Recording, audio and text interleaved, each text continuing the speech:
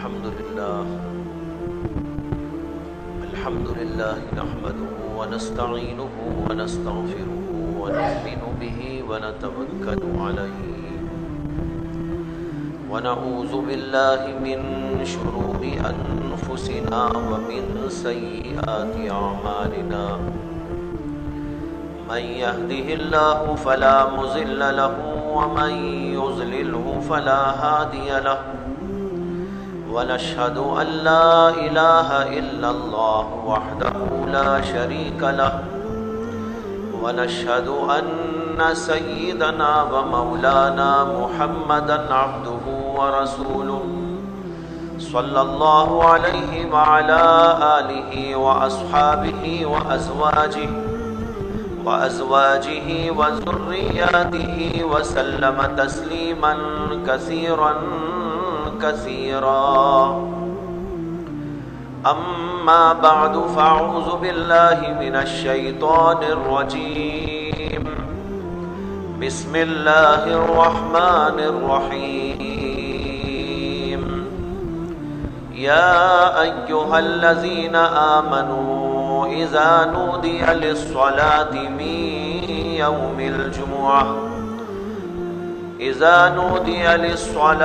من يوم الجمعة فاسعوا إلى ذكر الله وذروا البيع ذلكم خير لكم إن كنتم تعلمون فإذا قضيت الصلاة فانتشروا في الأرض وابتغوا من فضل الله واذكروا الله كثيرا لعلكم تفلحون۔ محترم حضرات، بھائیو، بزرگوں، دوستوں، جمعہ کی فضیلت کے بارے میں گزشتہ جمعہ آپ حضرات کے سامنے قرآن کریم اور نبی اکرم صلی اللہ علیہ وسلم کی احادیث کی روشنی میں کچھ باتیں عرض کی گئی تھی۔ جمعہ کو مسلمانوں کی عید قرار دیا گیا ہے اور اس کے بڑے فضائل اور مناقب بیان کیے گئے ہیں۔ ان میں سے چند اہم باتوں کا تذکرہ آپ حضرات کے سامنے گزشتہ جمعہ کیا گیا۔ اسی کے ساتھ یہ بات بھی عرض کی گئی تھی کہ جمعہ کی فضیلت اور اہمیت تو ہمارے سامنے آ گئی، لیکن جمعہ میں ہمیں کرنا کیا چاہیے اور اس کے آداب اور حقوق کیا ہیں، اس کے اوپر کلام باقی ہے۔ آج آپ کے سامنے جمعہ کے آداب اور جمعہ کے حقوق کے بارے میں کچھ باتیں عرض کرنا ہے۔ جمعہ کی فضیلت کے پیش نظر اور اس کی اہمیت کے پیش نظر جمعہ کے حقوق بھی ہیں اور جمعہ کے آداب بھی ہیں۔ جمعہ کا سب سے بڑا حق یہ ہے کہ جمعہ کی نماز پڑھی جائے اور جمعہ میں خطبے کے لیے تیار ہو کے آیا جائے۔ سارے مسلمان جانتے ہیں کہ جمعہ کی نماز فرض ہے، اور علماء نے اور فقہاء نے لکھا ہے کہ جمعہ کی نماز اہم الفرائض ہے، یعنی اور نمازیں جو فرض ہیں ہمارے اوپر، جیسے 5 وقتہ نماز، ان تمام نمازوں میں سب سے زیادہ اہمیت رکھنے والی جمعہ کی نماز ہوتی ہے۔ تو جب عام نمازیں بھی فرض ہیں اور یہ اہم الفرائض، تو اس کا مقام اور نمازوں سے بڑھ گیا۔ اسی لیے حدیث میں آتا ہے کہ نبی اکرم صلی اللہ علیہ وسلم نے ارشاد فرمایا کہ لوگ جمعہ کو چھوڑنے سے باز آ جائیں۔ اللہ کے نبی علیہ السلام فرماتے ہیں کہ لوگ جمعہ کی نماز کو چھوڑنے سے باز آ جائیں، ورنہ تو اللہ ان کے دلوں پر مہر لگا دے گا۔ اور ایک حدیث کے اندر آیا ہے کہ نبی اکرم صلی اللہ علیہ وسلم نے فرمایا کہ جو آدمی 3 جمعہ چھوڑ دیتا ہے اس کے دل پر اللہ مہر لگا دیتے ہیں۔ مہر کا معنی یہ ہے کہ اللہ تبارک و تعالیٰ اس کے دل کو اندھا بنا دیتے ہیں۔ اب اس کے دل کے اندر کوئی حق بات کا جانا اور کسی برائی کا اس کے دل سے باہر کا نکلنا ناممکن ہو جاتا ہے۔ جیسے کافروں پر اللہ نے مہر لگا دی، قرآن میں اللہ نے فرمایا ختم اللہ علی قلوبہم وعلی سمعہم وعلی ابصارہم غشاوہ ولہم عذاب عظیم۔ اللہ تعالیٰ کہتے ہیں کہ کافروں کے دلوں پر اللہ نے مہر لگا دی اور ان کے کانوں پر مہر لگا دی اور ان کے دلوں کے اوپر پردے پڑ گئے۔ علماء لکھتے ہیں کہ جب مہر لگ جاتی ہے دل پر تو یہ ایسا ہوتا ہے جیسے کہ آپ خط لکھ کر مہر لگا دیتے ہیں اور اس کو بند کر دیتے ہیں، تو آپ بند کرنے کے بعد اندر کوئی چیز داخل نہیں ہو سکتی۔ اسی طریقے پر اللہ مہر لگا دیتے ہیں، اب باہر سے کوئی چیز اس کے دل کے اندر جائے، قرآن جائے، حدیث جائے، اللہ کی بات جائے، رسول کی بات جائے، اس کے اوپر مہر لگ جاتی ہے، پابندی لگ جاتی ہے۔ تو فرمایا نبی اکرم صلی اللہ علیہ وسلم نے کہ جو آدمی 3 جمعہ چھوڑ دیتا ہے، علماء کہتے ہیں 3 جمعہ چھوڑنے سے مراد مسلسل 3 جمعہ کا چھوڑ دینا۔ اگر 3 جمعہ مسلسل کوئی چھوڑ دیتا ہے اس کے دل کے اوپر مہر لگا دی جاتی ہے۔ اس سے معلوم ہوا کہ جمعہ کا چھوڑنا بہت بڑا کبیرہ گناہ ہے، اور اتنا بڑا گناہ کہ اس کے اوپر اللہ کی طرف سے دل پہ مہر لگا دی جاتی ہے۔ لیکن عجیب بات یہ ہے کہ امت کا ایک طبقہ جہاں پر عام فرض نمازوں سے غافل ہے، وہیں پر ایک بہت بڑا طبقہ وہ بھی ہے جو جمعہ کی نماز سے بھی مسلسل غفلت میں ہے۔ آفسوں میں کام کرنے والے، فیکٹریوں میں کام کرنے والے، اسکولوں اور کالجوں میں پڑھنے والے طلبہ بیشتر ایسے ہیں جو جمعہ کی نماز نہیں پڑھتے اور یہ عذر کرتے ہیں کہ ہمیں جمعہ کی نماز پڑھنے کا موقع نہیں ہے۔ ہم اسکول میں رہتے ہیں، ہم کالج میں پڑھتے ہیں، ہم یونیورسٹی میں داخلہ لیے ہوئے ہیں، ہم فلاں فیکٹری کے اندر کام کرتے ہیں اور فلاں آفس کے اندر ہم کو کام کرنے کے لیے جانا ہوتا ہے، اس لیے ہم یہ نماز نہیں پڑھ سکتے۔ بعض لوگ جن کے دلوں میں کچھ احساس پیدا ہوتا ہے وہ تو بیچارے کچھ ادھر ادھر ہلچل کر کے کچھ نہ کچھ آگے پیچھے کر کے پڑھنے کی کوشش کرتے ہیں، لیکن ایک بہت بڑا طبقہ ایسا ہے ان جگہوں پر جانے والا جو اس نماز، فرض نماز اور اہم الفرض نماز سے غافل۔ کئی مہینے گزر جاتے ہیں ان کے، کبھی کبھی پڑھ لیتے ہیں ورنہ عام طور پر جمعہ کی نماز ان کی چھوٹ جاتی ہے۔ اسکول میں پڑھ رہا ہو، کالج میں پڑھ رہا ہو، یونیورسٹی میں پڑھ رہا ہو، کسی آفس میں، کسی جو ہے فیکٹری میں کام کر رہا ہو، ہر آدمی پر جمعہ کی نماز فرض ہے۔ جب جمعہ کی نماز اس کے اوپر فرض ہے تو اس کو چھوڑنا گناہ کبیرہ ہے، اور جو لوگ مسلسل ایسا چھوڑ دیتے ہیں ان کے دلوں پر اللہ مہر لگا دیتے ہیں۔ اسی ایک زمانہ ان کے اوپر ایسا آتا ہے کہ وہ غفلت ہی کے اندر پلتے رہتے ہیں، انہیں احساس ہی نہیں ہوتا کہ ہم اتنا بڑا گناہ کر رہے ہیں۔ احساس اس کو ہوتا ہے جس کا دل بیدار ہوتا ہے، احساس اس کو ہوتا ہے جس کے دل کے اندر کچھ دینی رمق باقی ہوتی ہے، جس کے دل کے اوپر مہر لگ جائے اس آدمی کو اس کا احساس بھی نہیں ہوا کرتا۔ تو سب سے اہم کام جمعہ کے دن یہ ہے کہ جمعہ کی نماز پڑھنے کے لیے ہر صورت کے اندر حاضر ہو۔ جو لوگ دیہات میں رہتے ہیں ان کو تو اس سے چھٹکارا دے دیا گیا ہے۔ چھوٹے چھوٹے دیہات جہاں پر ضروریات زندگی فراہم نہیں ہوتی، وہاں کے مسلمانوں کو جمعہ فرض نہیں ہے، لیکن شہر والوں پر، بڑے بڑے قریے والوں پر، بڑے بڑے قصبات والوں پر، جہاں پر ضروریات زندگی بہت آسانی کے ساتھ میسر آ جاتی ہے، ایسی سب جگہوں کے رہنے والے مسلمانوں پر جمعہ کا پڑھنا فرض ہے، اور اس کو چھوڑ دینا بہت بڑا کبیرہ گناہ ہے، اور 3 دفعہ ایسا چھوڑ دیتا ہے اللہ اس کے دل کے اوپر مہر لگا دیتے ہیں۔ حدیث میں آتا ہے نبی اکرم صلی اللہ علیہ وسلم کے زمانے میں مدینہ طیبہ سے باہر رہنے والے لوگ جو مدینے کے اطراف میں بستے تھے، ان کے اوپر اگرچہ جمعہ فرض نہیں، اس لیے کہ ابھی میں نے آپ سے کہا چھوٹے چھوٹے دیہات والوں پر جمعہ نہیں ہے، جو بہت سارے علاقوں میں جمعہ پڑھ لیتے ہیں لوگ، وہاں پر علماء احناف کے مسلک کے مطابق جمعہ نہیں ہوتا۔ ان کے لیے تو یہ ہے کہ وہ جمعہ کے دن بھی ظہر کی نماز پڑھے، 4 رکعت ان کو پڑھنا چاہیے، جیسے کہ روزانہ ہم 4 رکعت پڑھتے ہیں۔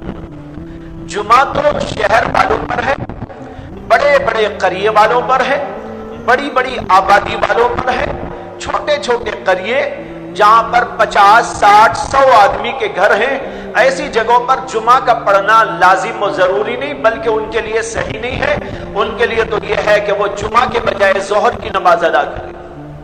تو اللہ کے نبی علیہ السلام کے زمانے میں جو لوگ قریے اور دیہاتوں میں رہتے تھے مدینہ طیبہ کے اطراف، وہاں کے لوگ مدینے کو آتے تھے، باری باری آتے تھے۔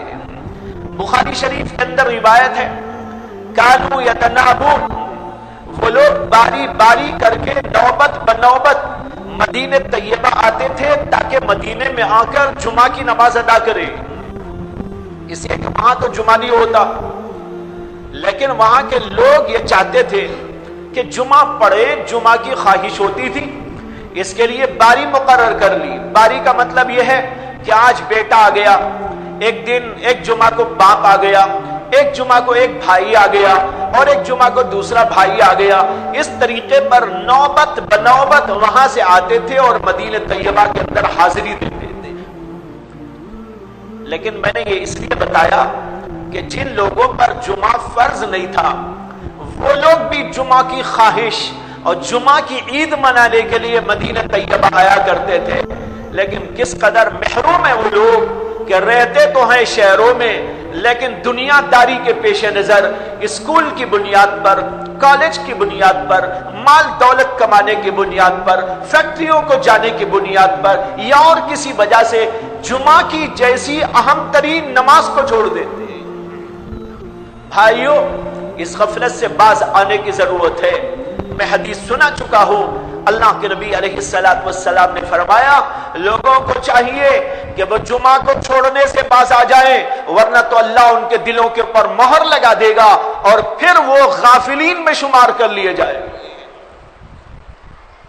تو سب سے اہم کام جمعہ کا ہے، جمعہ کے دن جمعہ کی نماز پڑھنا، اور دوسرا کام اسی کے ساتھ ہے جمعہ کے خطبے میں حاضری دینا۔ جمعہ کا خطبہ یہ بھی بہت اہم ہے اور یہ بھی فرض ہے، اور اس کو سننا بھی ضروری ہے۔ جمعہ کا خطبہ بھی فرض اور جمعہ کا خطبہ سننا بھی فرض ہے، اس لیے اس کے لیے دوڑ دوڑ کر آنے، یعنی جلدی جلدی کر کے آنے کا اللہ نے حکم دیا۔ قرآن کریم کی آیت گزشتہ جمعہ آپ کو سنائی گئی تھی اور آج بھی میں نے اس کو پڑھا۔ اللہ تعالیٰ کہتے ہیں یا ایھا الذین آمنوا اذا نودی للصلاۃ من یوم الجمعۃ فاسعوا الی ذکر اللہ۔ اے مسلمانوں، جب جمعہ کے دن جمعہ کی اذان ہو جائے تو دوڑے دوڑے اللہ کے ذکر کی طرف آؤ۔ دوڑ کر آنے کے معنی دوڑ کر آنا نہیں ہے، جلدی آنا ہے۔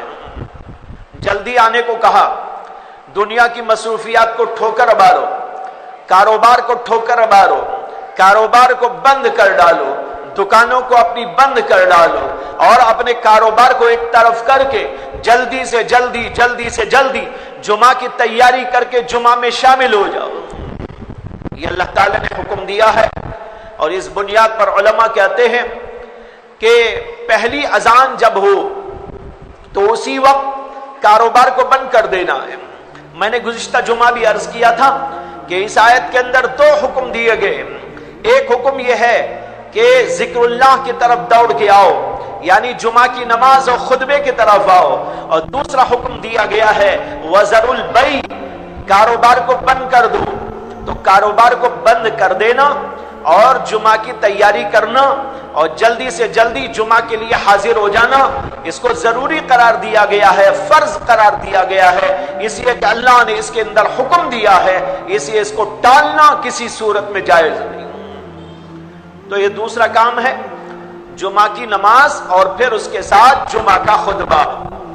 بہت سارے لوگ جمعہ کے خطبے کے لیے آتے ہی نہیں، لیکن اس سے پہلے ایک وضاحت کر دوں جمعہ کے خطبے کا مطلب کیا ہے۔ جمعہ میں ہمارے ہاں ایک تو یہ تقریر ہوتی ہے جو اس وقت ہو رہی ہے، یہ خطبہ نہیں ہے۔ خطبے سے مراد وہ خطبہ ہے جو منبر پر عربی میں دیا جاتا ہے۔ اللہ نے اس کے بارے میں کہا ہے فَاسْعَوْا إِلَىٰ ذِكْرِ اللَّهِ، تقریر آ کر سننا تو ضروری نہیں، لیکن خطبے کے وقت میں حاضر ہونا ضروری ہے۔ لیکن اس میں ایک بات ہے، وہ یہ ہے کہ جمعہ کی جب پہلی اذان ہو جائے تو پھر دنیا کا کوئی کاروبار کرنا جائز نہیں۔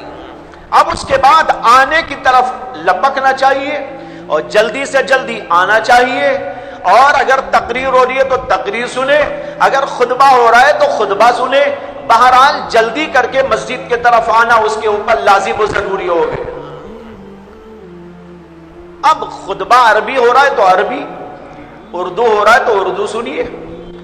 تو اصل تو ہے عربی خطبہ جو کہ پڑھا جاتا ہے، وہی خطبہ کہلاتا ہے، اور یہ جو ہوتی ہے تقریر ہے، یہ تقریر اس لیے کی جاتی ہے کہ عربی زبان سے بہت سارے لوگ واقف نہیں ہوتے، بلکہ بیشتر لوگ واقف نہیں ہوتے، اور جمعہ کا ایک دن ایسا آتا ہے کہ لوگ جڑ جاتے ہیں اور کچھ دین کی بات سمجھنے کی فکر لے کے آتے ہیں، اس لیے ان کے سامنے دین کی بات کچھ نہ کچھ کہی جائے۔ اس لیے کہ آپ ذرا سوچ لیں کہ ہمارے پاس دین سیکھنے کے پروگرام کے تحت کیا چیز موجود ہے۔ کیا دین سیکھنے کا کوئی پروگرام امت کے پاس آج موجود ہے؟ کیا وہ مکاتب میں جاتے ہیں؟ کیا وہ مدارس میں جاتے ہیں؟ کیا وہ علماء کے پاس جاتے ہیں یا علماء سے کچھ سیکھنے کی کوشش کرتے ہیں؟ نہیں سیکھتے اور کبھی نہیں جاتے۔ بوڑھا ہو جاتا ہے آدمی، اسے قرآن بھی آتا، جوانی پہ جوانی چڑھتی چلی جا رہی ہے، لیکن اسے توفیق نہیں ہوتی اللہ کے دین کی کوئی بات سیکھ لے۔ کبھی بچپن میں مدرسے میں چلا گیا تھا اور بچپن میں مکتب میں جا کے استاد کے سامنے بیٹھ گیا تھا، وہاں پر کچھ پڑھ لیا تھا اور پڑھنے کے بعد اس کو بھول بھی گیا شاید، لیکن اسے توفیق نہیں ہوتی کہ میں دوبارہ قرآن کریم پڑھنے کی کوشش کروں اور اس کو میں صحیح کر لیا کروں اور دین کی باتیں سمجھ لیا کروں۔ اس کے لیے کہیں نہ کہیں مجھے اپنا کوئی نظام و پروگرام بنا کے جانا چاہیے۔ ایسا کوئی نظام امت کے پاس موجود نہیں۔ علماء نے جب دیکھا امت غفلت کی تہوں میں جو ہے اندر گھستی چلی جا رہی ہے، غفلت کی تہوں میں اندر سے اندر چلی جا رہی ہے، غفلت کے پردوں میں اندر بند ہوتی چلی جا رہی ہے اور اسے احساس تک نہیں ہو رہا ہے۔ اب جمعہ کے ایک دن جمعہ کی وجہ سے کچھ لوگ آ جاتے ہیں، چلو یہی موقع غنیمت سمجھ کر ان کو کچھ دین کا پیغام دے دیا جائے، کبھی قرآن کی تشریح کر دی جائے، حدیث پاک ان کو سنا دی جائے، مختلف احکام ان کو بتا دیے جائے، دین کی فکر اور دین کے لیے کچھ محنت کرنے کا جذبہ پیدا کر دیا جائے، کبھی آخرت کی فکر و طلب ان کے دلوں میں پیدا کر دی جائے، کبھی اللہ کی محبت کا بیان کر دیا جائے، کبھی رسول اللہ کی سنتوں کا اہتمام کرنا سکھا دیا جائے، اور کبھی کوئی اور بات، کبھی کوئی اور بات، کبھی نماز کی، کبھی روزے کی، کبھی ذکر کی، کبھی تلاوت کی، اور کبھی لوگوں سے اچھے سلوک کی، کبھی ماں باپ کے حقوق کی، کبھی رشتہ داروں کے حقوق کی، اور کبھی لوگوں سے اچھے سلوک کی اور مخلوق کی خدمت کی۔ ان سارے ٹاپکوں پر کچھ بیان کر کر کے لوگوں کے دل و دماغ کو اس کی طرف متوجہ کر دیا جائے۔ اس کے لیے جمعہ کا یہ خطبہ، خطبے سے پہلے تقریر کر دی جاتی ہے۔ تاکہ لوگوں کو کچھ دین کی بات پہنچ جائے، ورنہ اصل خطبہ جس کو کہتے ہیں وہ تقریر نہیں ہے، وہ تقریر کے بعد جو خطبہ عربی ہوتا ہے وہ خطبہ عربی کا سننا اور اس کا پڑھنا، یہ دونوں کے دونوں ضروری ہیں، اور خطبے کا پڑھنا تو فرض ہے اور اس کا سننا واجب ہے۔ لیکن لوگوں کی غفلت کی انتہا ہے کہ یہ جو پروگرام بنایا گیا کہ بھئی دین کی کچھ باتیں اسی بہانے سے لوگوں کو سکھا دی جائیں، لوگ اس کے اندر آئیں اور اسی کے ذریعے سے ان کو کچھ دین کی بات معلوم ہو جائے، یہ تو خود اس میں غفلت، اگرچہ یہ بیٹھنا تو فرض نہیں ہے جیسے کہ بار بار کہہ چکا ہوں، لیکن اچھا تو ہے، ضرورت تو انسانوں کو ہے، اور بہت سارے لوگ جو دین سے واقف نہیں ہوتے اور ان کے دلوں کے اندر دین کے جذبات نہیں ہوتے، ان کو اپنے دین کے جذبات کو بیدار کرنے کے لیے کبھی کبھی اصلاحی مجلسوں میں اور کبھی خطبات میں اور کبھی دینی مجلسوں میں حاضری دینے کی کوشش کرنا چاہیے۔ اس کا فکر ہوتا تو جو ہے آج یہ نوبت نہ ہوتی جو انسانوں کی، مسلمانوں کی آج ہے۔ تو اولاً تو اس میں غفلت کہ تقریروں میں بھی نہیں آتے، لیکن اس سے بڑی اور خطرناک اور شرعی غفلت یہ ہے کہ خطبے میں بھی نہیں آتے۔ اس وقت آتے ہیں جب امام صاحب ایک رکعت پڑھ چکے ہوئے ہیں، آدھی رکعت پڑھ چکے ہیں یا دوسری رکعت میں بیٹھے ہوئے ہیں، تب دوڑے دوڑے آ رہے ہیں، آدھی بیدی نماز پڑھ کے چلے جا رہے ہیں، آئے تھے سب سے آخر میں اور نکلنے کی کوشش یہ ہے کہ میں سب سے پہلے چلا جاؤں، آیا سب سے اخیر، کوشش یہ ہے کہ سب سے پہلے میں چلا جاؤ، سوچا بھی کبھی میری نماز بھی ہوئی کہ نہیں ہوئی، اللہ کے ہاں مقبول بھی ہوئی کہ نہ ہوئی، اللہ اس نماز کو منہ پہ دے مارے تو کیا ہوگا، اللہ کہہ دے تیری نماز کی مجھے کوئی ضرورت نہیں۔ ارے اللہ تو نبیوں اور پیغمبروں کی نماز کا بھی محتاج نہیں، اللہ تو ولیوں کی نماز کا بھی محتاج نہیں ہے، جنہوں نے پوری زندگیاں وقف کر ڈالی، جنہوں نے صبح سے لے کر شام تک اللہ کو راضی کرنے کی فکریں کی، اللہ کہتے ہیں مجھے تو تمہاری بھی ضرورت نہیں ہے۔ لیکن ذرا یہ سوچئے بھائیو، ہم جیسے آپ جیسے لوگ الٹی سیدھی کچھ پڑھ لیتے ہیں، وہ بھی ہم ڈھنگ سے نہ پڑھتے ہو، اللہ اس کے بارے میں کیا فیصلہ کرے۔ تو یوں ہو رہا ہے نماز کا قصہ، جمعہ کا قصہ، آخری وقت میں آنے کی کوشش۔ ہماری اس مسجد میں ہم نے ایک نظام بنایا ہے، وہ آپ سب کے سامنے ہے۔ بہت سی مسجدوں میں بہت پہلے اذان ہوتی ہے،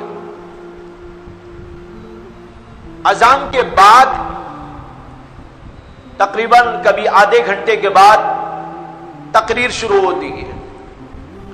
ہمارے شیخ و مرشد حضرت مولانا شاہ ابرار الحق صاحب نور اللہ مرقدہ ایک دفعہ یہاں پر تشریف لائے، تو یہاں آنے کے بعد اس وقت یہاں یہی نظام تھا کہ آدھا گھنٹہ پہلے اذان ہوتی اور پھر آدھے گھنٹے کے بعد بیان شروع ہوتا، پھر اس کے بعد جو ہے لوگ آتے۔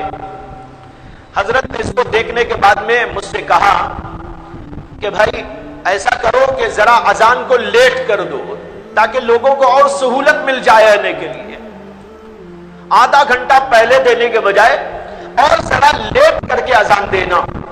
چنانچہ اس وقت سے ہمارے ہاں جو ہے 12:50 پہ اذان دینے کا معمول شروع ہوا، یعنی اور 20 منٹ ہم نے تاخیر کر دی، حالانکہ وقت تو شروع ہو جاتا ہے 12:30 بجے، لیکن 12:30 اور بہت ساری جگہوں پہ 12:30 بجے اذان ہو بھی جاتی ہے، لیکن لوگوں کی سہولت کے لیے، اس لیے کہ اذان دینے کے بعد کسی کو دنیا کے کاروبار میں لگا رہنا حرام ہے،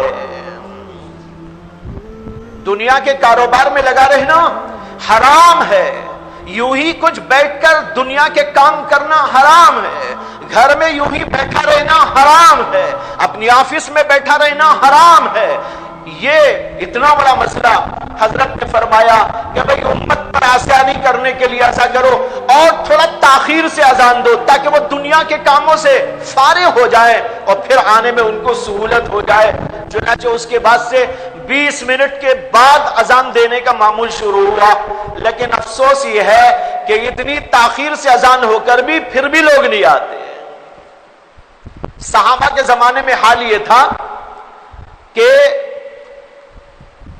اذان تو ہوتی تھی ایک، اب تو ہوتی ہیں 2 اذانیں۔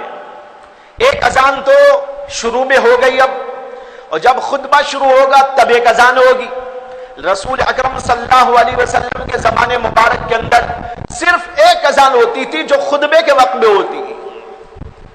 یہ جو اور ایک اذان پہلے ہوئی یہ حضرت سیدنا عثمان غنی رضی اللہ عنہ کے زمانے میں شروع ہوئی۔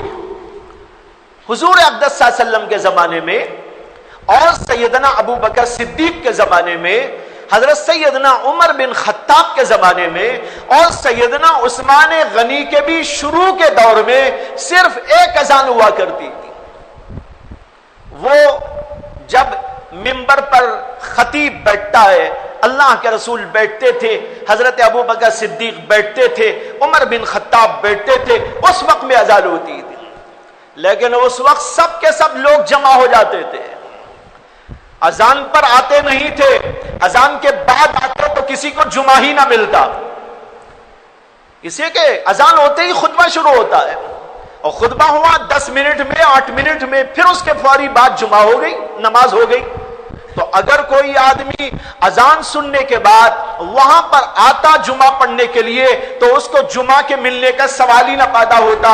صحابہ کا معمول یہ تھا، اللہ کے نبی کے منبر پر تشریف لانے سے بہت پہلے سے جمع ہو جاتے تھے، سب کے سب جمع ہیں، انتظار میں بیٹھے ہوئے ہیں، یہاں تک کہ جب اللہ کے نبی علیہ السلام تشریف لاتے اذان ہوتی، اذان ہوتے ہی خطبہ ہوتا، خطبہ ہوتے ہی نماز پڑھ دی جاتی اور ختم۔ یہی طریقہ تھا سیدنا ابو بکر صدیق کے زمانے میں، سیدنا عمر بن خطاب کے زمانے میں، اور پھر حضرت عثمان غنی کے بھی اول دور میں۔ حضرت عثمان غنی کے اول دور میں ایسا ہی چلتا رہا، لیکن حضرت عثمان کو یہ محسوس ہوا کہ لوگ ذرا غفلت کرنے لگے اور کاروبار بھی بہت پھیل گیا ہے، شہر بھی بہت وسیع ہو گیا ہے۔ پہلے شہر مدینے کا چھوٹا تھا، اب حضرت عثمان کے زمانے میں شہر بہت پھیلتا جا رہا ہے، اور اس کی وجہ سے دور دور کے لوگ بھی یہاں پر آ کے بس رہے ہیں، اور کاروباری پیمانے پر بھی دیکھیں تو لوگوں کا کاروبار بہت وسعت پاتا جا رہا ہے۔ یہ دیکھ کر حضرت عثمان غنی نے محسوس کیا کہ بھائی اب لوگوں میں ذرا سی جو غفلت آ گئی کہ پہلے سے آ کے نہیں بیٹھتے۔ حضور کے زمانے میں اور عمر بن خطاب ابو بکر کے زمانے میں لوگ پہلے ہی سے آ کے بیٹھے ہوئے، 12 بجے سے بیٹھے ہوئے، 1 بجے مثلا خطبہ ہو رہا ہے تو 12 بجے ہی سے لوگ آنا شروع ہو گئے۔ لیکن یہاں پر اب دیکھا حضرت عثمان نے کہ بھائی لوگوں میں کچھ غفلت ہے، بہت سارے لوگ تو آ جا رہے ہیں لیکن کچھ لوگ ایسے ہیں کہ جو اذان تک بھی نہیں آتے یہاں پر، اب ان کی نماز چھوٹ رہی ہے یا خطبہ چھوٹ رہا ہے۔ یہ دیکھ کر حضرت عثمان غنی رضی اللہ تعالیٰ عنہ نے صحابہ کرام کے مشورے کے بعد ایک اذان کا اضافہ کر دیا۔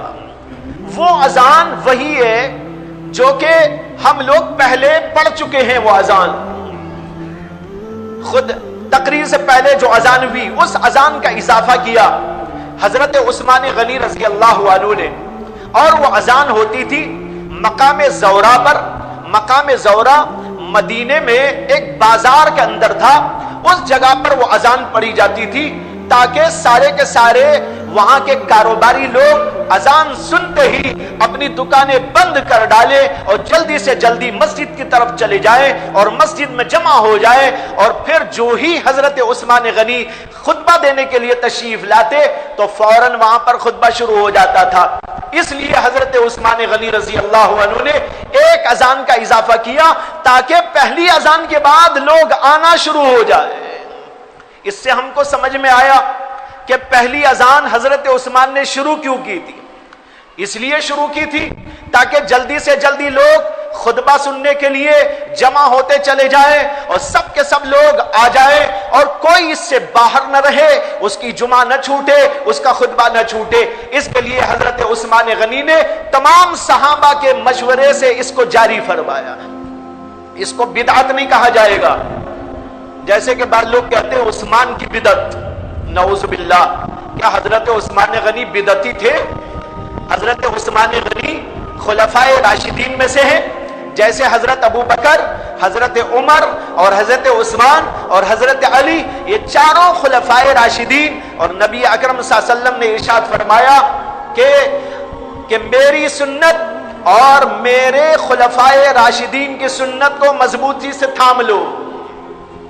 علیکم بسنتی وسنت الخلفاء الراشدین المہدیین، میرے صحابہ خلفائے راشدین جو ہدایت یافتہ ہیں، ان کی سنت کو بھی، میری سنت کو بھی مضبوطی سے تھام لو۔ یہ اللہ کے نبی صلی اللہ علیہ وسلم نے فرمایا۔ اس لیے تمام کے تمام اہل سنت یہ عقیدہ رکھتے ہیں کہ حضرت عثمان نے جو بات جاری کی وہ دراصل بدعت نہیں ہے، وہ بھی اللہ کے نبی کی سنت یا صحابہ کی سنت میں داخل ہے، اس کو بدعت کہنا جائز نہیں۔ بہرحال بتائے رہا تھا، یہ تھا طریقہ کار اس زمانے کے اندر، لیکن آج یہ حال ہو گیا ہے کہ خطبے کے وقت تک بھی لوگ پورے کے پورے مسجد میں نہیں آتے، اور خطبہ ہونے پر بھی آتے رہتے ہیں، اور کچھ لوگ تو خطبہ ختم ہونے کے بعد بھی آتے ہیں، اور کچھ لوگ نماز شروع ہونے کے بعد بھی آتے ہیں، اور کچھ لوگ نماز ختم ہونے کے قریب تک آتے رہتے ہیں۔ یہ بہت ہی بری بات ہے، اس سے آدمی کو توبہ کرنا چاہیے اور جمعہ کا اہتمام کرتے رہنا، اور جمعہ کی نماز اور جمعہ کے خطبے کے لیے جلدی سے جلدی آنے کی کوشش کرنی چاہیے۔ یہ سب سے اہم کام ہے جو جمعہ کے دن ادا کر لے۔ اس کے ساتھ احادیث سے معلوم ہوتا ہے کہ جمعہ کے دن کچھ آداب بھی ہیں۔ جمعہ کے آداب، ان آداب میں ایک ادب یہ ہے غسل کیا جائے۔ حدیث میں آتا ہے کہ نبی اکرم صلی اللہ علیہ وسلم نے فرمایا الغسل واجب یوم الجمعۃ علی کل محتلم، ہر بالغ آدمی کے اوپر جمعہ کے دن غسل کرنا ضروری۔ علماء کرام میں سے بعض لوگوں کا اس حدیث کی بنیاد پر خیال یہ ہے کہ جمعہ کے دن غسل کرنا ضروری ہے، واجب ہے، اگر بغیر غسل کیے جمعہ کو آئے تو وہ گنہگار ہوتا ہے۔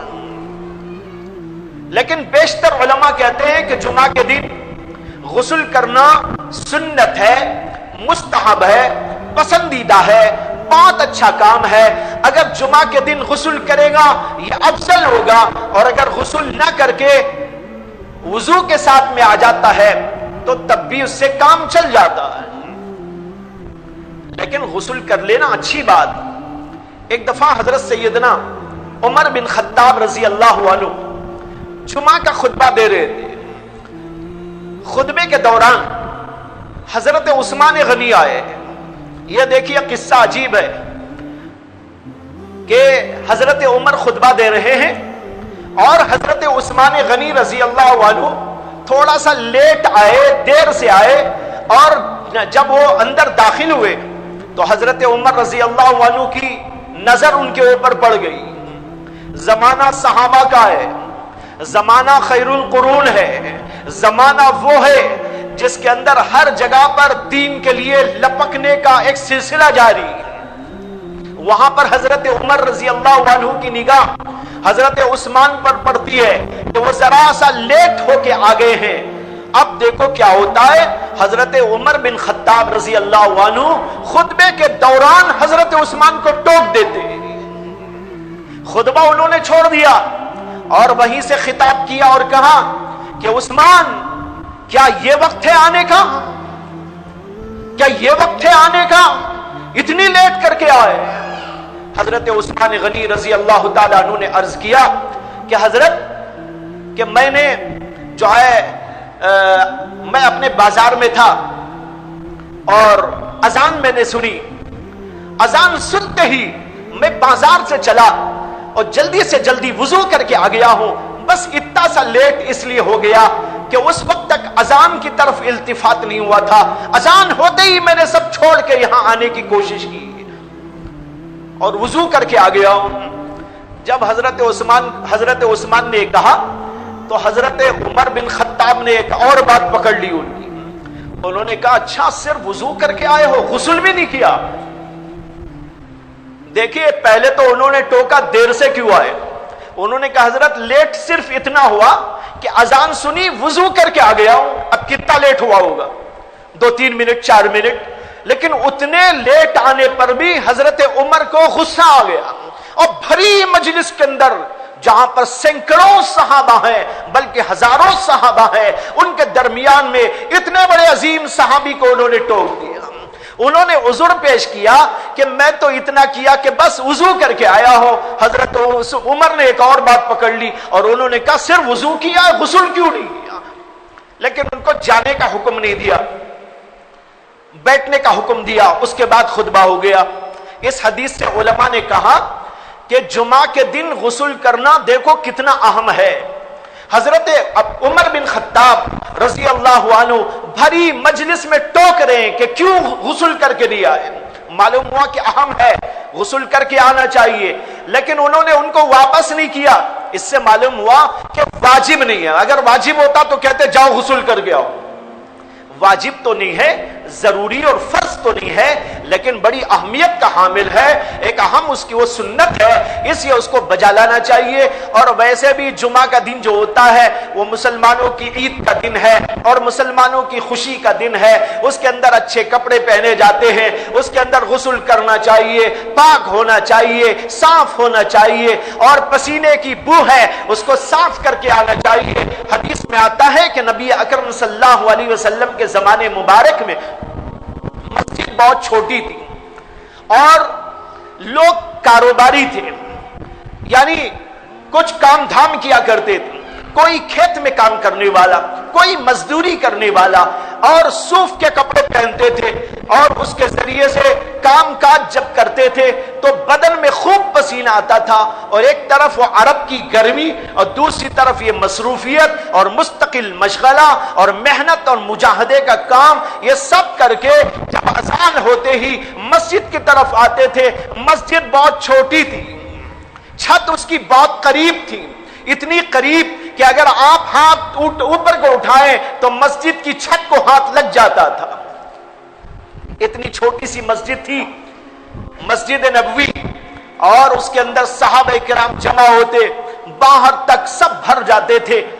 یہاں پر جب سب مل جل کر بیٹھتے, پسینے کی بدبو سے اللہ کے نبی کو تکلیف ہونے لگی اور صحابہ کرام کو بھی ایک دوسرے کو تکلیف ہونے لگی. اللہ کے نبی صلی اللہ علیہ وسلم نے اس کو دیکھنے کے بعد میں فرمایا کہ مسجد میں آنے سے پہلے جمعہ کے دن غسل کر کے آیا کرو, یہ تمہارے اوپر ضروری.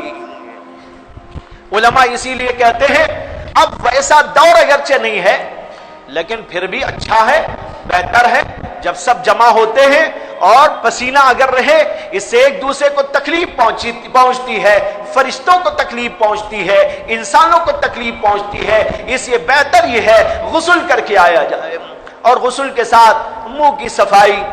اور اسی طرح علماء نے لکھا ہے کہ اگر بغل کے بال نہ لیے گئے ہوں اس کو صاف کیا جائے, زیر ناف کے بالوں کو صاف کیا جائے, مونچھوں کو صاف کیا جائے یا کم کیا جائے. اسی طریقے پر جو کچھ کے صفائی و ستھرائی کے آداب ہیں ان ساری چیزوں کو اختیار کیا جائے اور اس طرح پاک و صاف ہو کر مسجد کے اندر آیا جائے. کتنا پاکیزہ مذہب ہے, پاکی کی تعلیم ہے, غسل کی تعلیم ہے, منہ دھونے کی تعلیم ہے, مسواک کرنے کی تعلیم ہے. اسی طرح اپنے آپ کو ہر اعتبار سے پاک و صاف اور اچھے سے اچھا بنا کر اللہ کے دربار میں آنے کے لیے حکم دیا گیا ہے.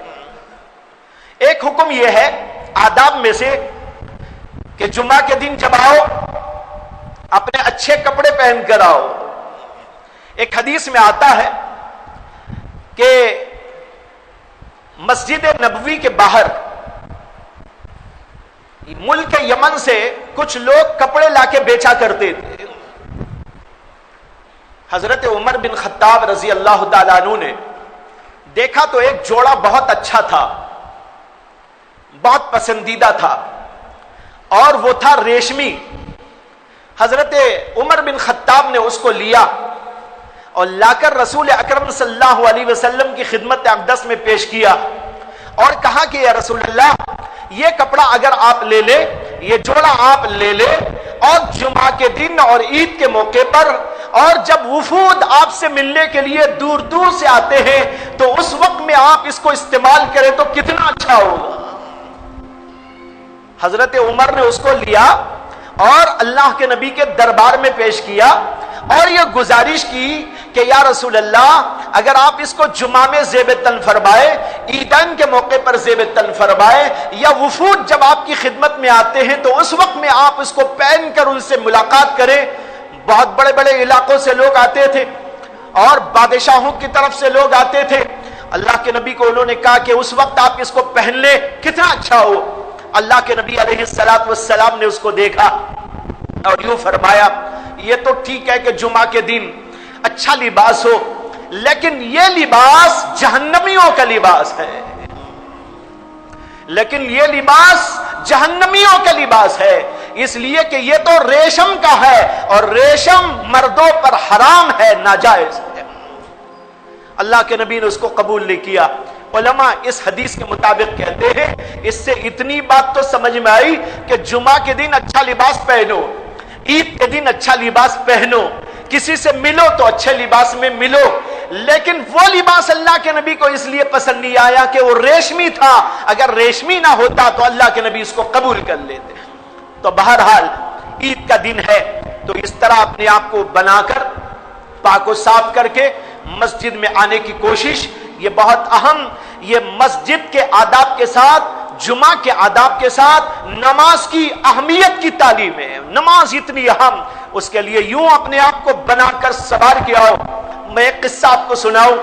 حضرت سیدنا عمر بن خطاب رضی اللہ عنہ کے دور خلافت میں حضرت تمیم داری رضی اللہ تعالیٰ عنہ، جو مشہور صحابی ہے تمیم داری، ان کو حضرت عمر رضی اللہ تعالیٰ عنہ کی طرف سے ان کے علاوہ اور بہت سارے صحابہ کو سالانہ کچھ جوڑے دیے جاتے تھے. وہ بیت المال سے دیے جاتے تھے. جن صحابہ نے اپنی زندگیاں دین کے لیے وقف کر دی، جن صحابہ نے جہاد کیا، جن صحابہ نے اپنے آپ کو لگا کر دین کو دنیا بھر کے اندر چمکایا، حضرت عمر کا زمانہ آیا، فتوحات کی بارش ہونے لگی. حضرت ابو بکر کا زمانہ آیا، فتوحات کی بارش ہونے لگی. حضرت عمر کے زمانے میں بڑے بڑے ملک مسلمانوں کے زیر سایہ آنے لگے تھے اور اس طریقے پر بڑا مال آیا، بڑی دولتیں آئی. اس زمانے میں حضرت عمر رضی اللہ عنہ نے ان صحابہ کرام کو جنہوں نے اپنی زندگیوں کو اللہ کے دین کے لیے وقف کر دیا تھا، بیت المال کی طرف سے ان کو کچھ ہدیہ دینا شروع کر دیا. حضرت تمیم داری کو بھی ملتا تھا. ایک دفعہ حضرت عمر کو یہ بات معلوم ہوئی کہ حضرت تمیم داری وہ جوڑے استعمال کرنے کے بعد کسی اور کو دے دیتے، تو حضرت عمر نے ان کا وظیفہ بند کر دیا، وہ جوڑا دینا ان کو بند کر دیا. وہ جوڑا اس زمانے میں 2000 روپے 2000 درہم کا بنتا تھا، عالی شان، وہ دیا جاتا تھا. حضرت عمر نے ان کا جوڑا بند کر دیا. حضرت تمیم داری نے پیغام پہنچایا کہ حضرت آپ کی طرف سے جو جوڑا ملتا تھا اس سال وہ نہیں ملا ہے، کیا بات ہے؟ حضرت عمر نے کہا کہ بھائی معلوم ہوا کہ آپ کو ضرورت نہیں ہے، آپ دوسروں کو دے دیتے ہیں چند دنوں کے بعد، اس لیے میں نے اس کو روک لیا ہے. انہوں نے کہا کہ آپ اپنی ذمہ داری پوری کیجئے، مجھے دینا ہے آپ دیجئے، میں جسے دینا ہے دے دوں گا. آپ مجھے دینا ہے آپ مجھ کو دیجئے، مجھے جسے دینا ہے وہ میں دے دیا کروں گا. میرے ادھر دینے سے آپ میرا روکتے کیوں ہیں؟ آپ کا بھی ثواب کٹ ہو گیا، میرا ثواب بھی کٹ ہو گیا. اگر آپ دیں گے تو آپ کو ثواب ملا، میں ان کو دوں گا تو دوسروں کا ثواب مجھ کو ملے گا، اس لیے آپ دیجئے. اور اس کے ساتھ انہوں نے ایک بڑا بھاری جملہ کہا، وہی میں سنانا چاہتا ہوں. انہوں نے کہا مجھے جوڑا اس لیے درکار ہے کہ جب یہ جوڑا ملتا ہے رات میں تہجد پڑھنے خدا کے لیے اس کو پہن کے کھڑا ہوتا ہوں. 2000 درہم کا جوڑا اس زمانے میں کتنا بھاری ہوگا؟ آج بھی 2000 روپے کا جوڑا بھاری ہی سمجھا جاتا ہے۔ 2000 روپے کا اگر بھاری تو 2000 درہم تو اس سے بھی بھاری۔ انہوں نے کہا کہ یہ جوڑا رات میں تہجد پر میں اللہ کے سامنے کھڑے ہونے کے لیے پہنتا ہوں، جب تک میرا جی چاہتا ہے پہنتا ہوں، اس کے بعد کسی اور غریب کو دے دیتا ہوں۔ تو بھائیو، اللہ کے لیے اچھا پہن کے آیا کرے، یہ اسلام نے ہم کو تعلیم دی۔ قرآن میں بھی اللہ کا حکم ہے، خذوا زینتکم عند کل مسجد، جب مسجد میں آؤ یا مسجد میں نماز پڑھنے کے لیے آؤ تو اس وقت میں زینت اختیار کرو۔ خذوا زینتکم عند کل مسجد۔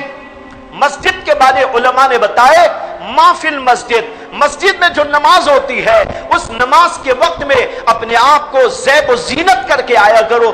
زیب و زینت کا مطلب یہ نہیں کہ لپسٹک لگا کے آ جایا کرو، زیب و زینت کا مطلب نہیں کہ پاؤڈر تھوپ کے آ جایا کرو، زیب و زینت کا مطلب یہ نہیں کہ جیسے دنیا والوں کے ساتھ ٹیپ ٹاپ کر کے جاتے ہو اس طرح اللہ کے دربار میں آؤ۔ مطلب ہے اچھے سے اچھا پہنو، اللہ کے شایان شان پہنو اور اپنے آپ کو پاک و صاف بنا کر آؤ۔ اللہ جیسے چاہتے ہیں، رسول اللہ جیسے چاہتے ہیں ویسے بن کے آؤ، اور فاسقوں کا، فاجروں کا، کافروں کا اور فاسقوں کا، اس قسم کے لوگوں کے لباس نہیں، صالحین کا لباس پہن کے آیا۔ بہرحال اس سے بات معلوم ہوئی، اور ایک ادب حدیث کے اندر آیا، وہ یہ ہے کہ نبی اکرم صلی اللہ علیہ وسلم نے بتایا کہ جب آئے تو اس وقت میں عطر استعمال کر کے آیا کریں۔ چاہیے کہ عطر استعمال کریں اور پسینہ نہ ہو، اس کے لیے تو دھونے و صفائی اور غسل کا حکم، اور اس کے ساتھ اپنے آپ کو عطر سے معطر کر کے آنے کا حکم دیا گیا، تاکہ آنے کے بعد مسجدوں کی فضا معطر رہے، ایک دوسرے کو سکون ملا کرے اور ایک دوسرے سے راحت ملا کرے، کسی کو کوئی تکلیف نہ ہو۔ اس طرح اللہ کے نبی علیہ السلام نے ہم کو حکم دیا۔ اگرچہ اور بہت سی باتیں تھی لیکن وقت ختم ہونے کی وجہ سے بات اسی پہ ختم کرتے ہوئے پھر عرض کرنے کی کوشش کروں گا۔ وآخر دعوانا ان الحمدللہ رب العالمین۔ آخر میں